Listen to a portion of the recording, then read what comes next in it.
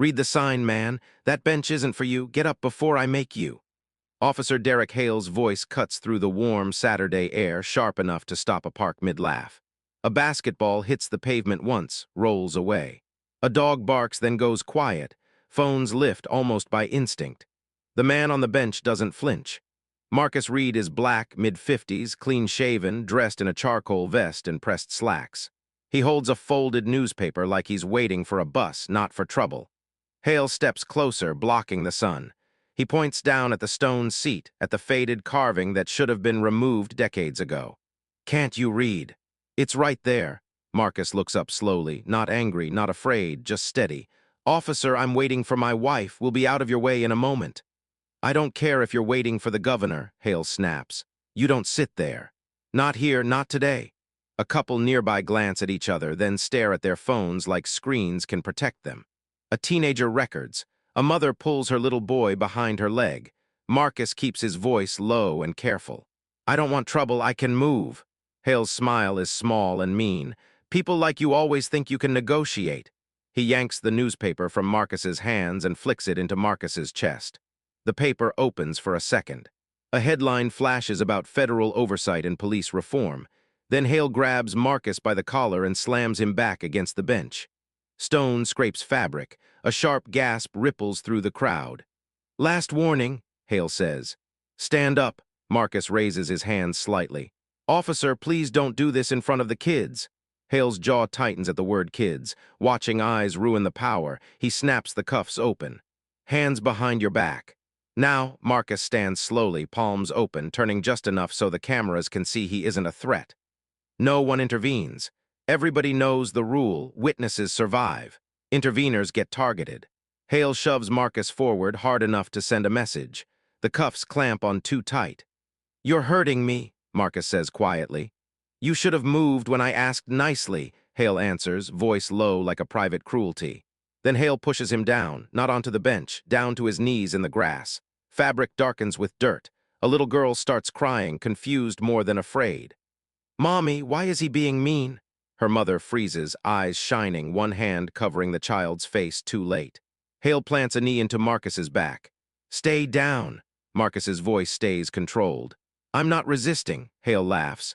"You will." Columbus, Ohio, Riverside Commons Park, Saturday afternoon just after 4, golden light. Swings squeaking, ice cream truck music drifting through trees. Marcus had walked in alone, no security, no announcement. His wife, Elaine, took their granddaughter Zoe for ice cream nearby. 2 minutes, he told them. Maybe 5. He chose the nearest bench by the playground because it was open, because it was public, because it was his right. He saw the carving and sat anyway, because injustice survives on silence and people stepping back. And Marcus Reed had spent a lifetime watching people step back. Above him, a small park security camera turned, paused, and adjusted. Marcus's phone vibrated once in his vest pocket. Hale hauls Marcus up from the grass and marches him toward the cruiser. A father turns his kid's head away, but the kid twists back to watch anyway.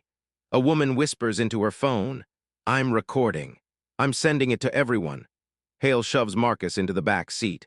Marcus's head taps the door frame with a dull thud. "Watch your head," Hale says, smirking. The door slams shut. Marcus sits upright, wrists cuffed behind him, breathing steady. Hale adjusts his mirror. "Comfortable back there?" Marcus doesn't answer. Hale enjoys the silence. "You should have known your place." Marcus finally speaks, quiet as a warning. "When we get to the station, check my fingerprints carefully." Hale laughs. "Don't worry, we will." The station smells like old coffee and disinfectant, a place where dignity goes to wait. "Charges?" the desk officer asks, bored. "Trespassing, disorderly, resisting," Hale says like he's listing groceries. Marcus's fingers press onto the scanner.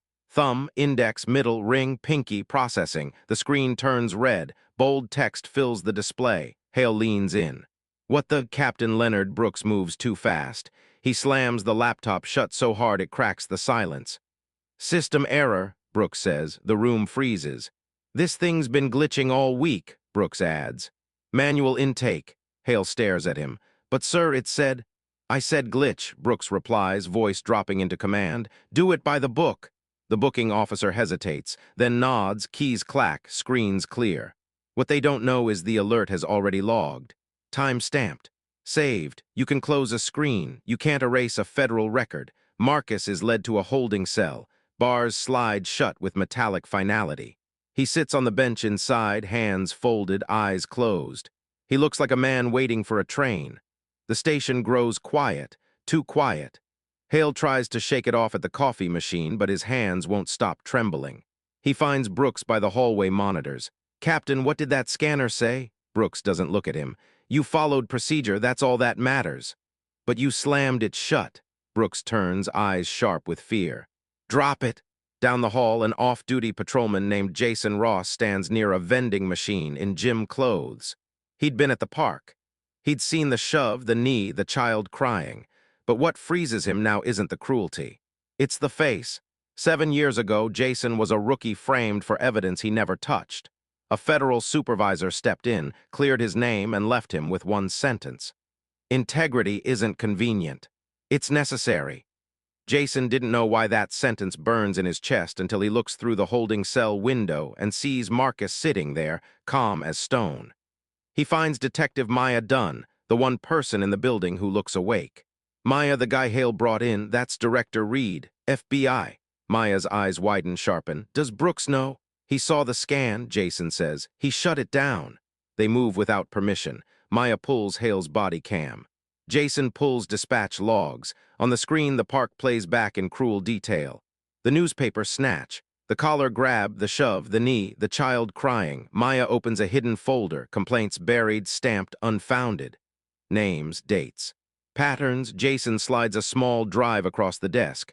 "Copy everything," he says, "before it disappears." Footsteps pass outside their door. Maya kills the monitor brightness. Jason holds his breath. When the steps fade, Maya whispers, "If they're willing to hide this, they'll hide everything." Jason nods. "Then we don't let them." Then the front doors open, not slammed, opened, footsteps measured and heavy, not local. A woman's voice carries through the room, calm and unhurried. "Columbus Police Department. Nobody move." Hale turns and sees federal jackets, federal badges, a confidence that doesn't ask permission. Agents walk past the desk like they own the building because in this moment they do. They stop at the holding cell. An agent unlocks it. "Marcus Reed, we're here for you, sir." Marcus stands. Hale stares, trying to make sense of the posture, the calm, the way every agent seems to orbit him. Who are you?" Hale whispers. Marcus meets his eyes. No anger, no triumph, just truth. "Director Marcus Reed, Federal Bureau of Investigation." The words land like gravity returning. Hale staggers back. "That's not possible." Marcus rubs his wrists where the cuffs left red marks. "You ran my fingerprints. You saw the screen. And you kept going." Brooks's face drains of color. Brooks tries to speak. "Director Reed, we can explain." A female agent cuts him off. "You'll explain to a judge." Another set of cuffs appears, this time not for Marcus. Metal clicks shut around Hale's wrists. Hale's voice comes out thin. "I was just doing my job." Marcus answers softly. "No, you were abusing power." Outside, the late sun sits lower, the same city, the same air. But the station feels smaller now, like it's finally being measured correctly. A reporter pushes forward. "Director Reed, what message does this send?" Marcus breathes once, then speaks with calm clarity. "Power without accountability is dangerous. Today, accountability showed up." He looks toward the direction of the park. The bench is still there, unmoved, the carving still visible, and somewhere behind him, a child asks what happened. This time, a mother doesn't cover her eyes. She answers. Because silence is what kept that bench there for so long, and truth is how it finally starts to lose.